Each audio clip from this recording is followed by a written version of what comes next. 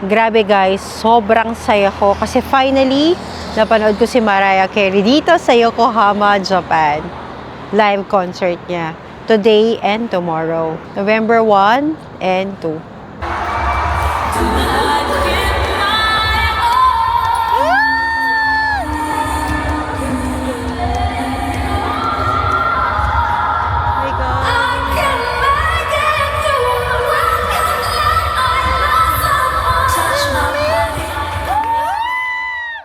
As in, goosebump talaga.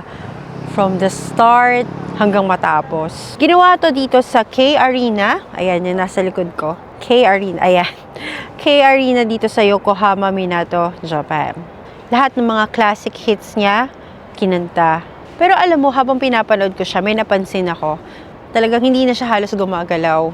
Gumalaw man siya, mga hand gestures, tapos konting lakad, and syempre kumakanta.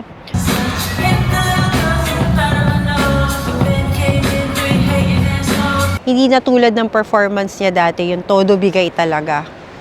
Pero alam mo yun, kahit na hindi na ganun katodo ang performance niya, pero grabe, the presence, the voice, the aura, wala pa rin kupas. She doesn't need to dance or do too much.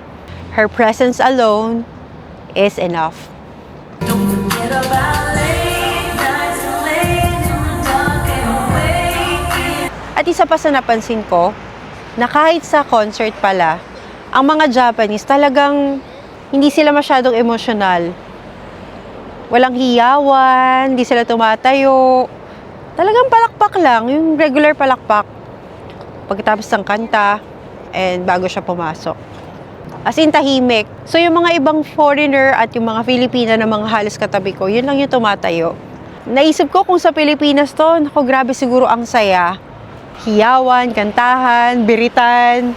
Talagang feeling ko talagang lahat kakantahin ng mga Filipino.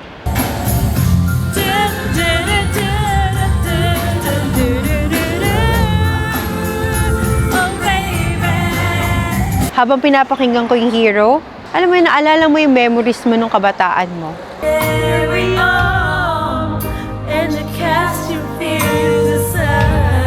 Yung tipong nasa cassette tape pa. Yung kumakanta ka sa harap ng electric fan, tapos tutungtong ka sa sofa para mag-perform sa family mo. Grabe, ang sarap pakinggan talaga ng idolo mo. Parang pangarap lang to dati eh. Tapos, alam mo yun, mapapanood mo pa siya live. Dito pa sa Japan at hindi pa sa Pilipinas, diba? Kaya sabi nga nila, some dreams take time. But when they finally happen, you'll realize it was all worth the wait.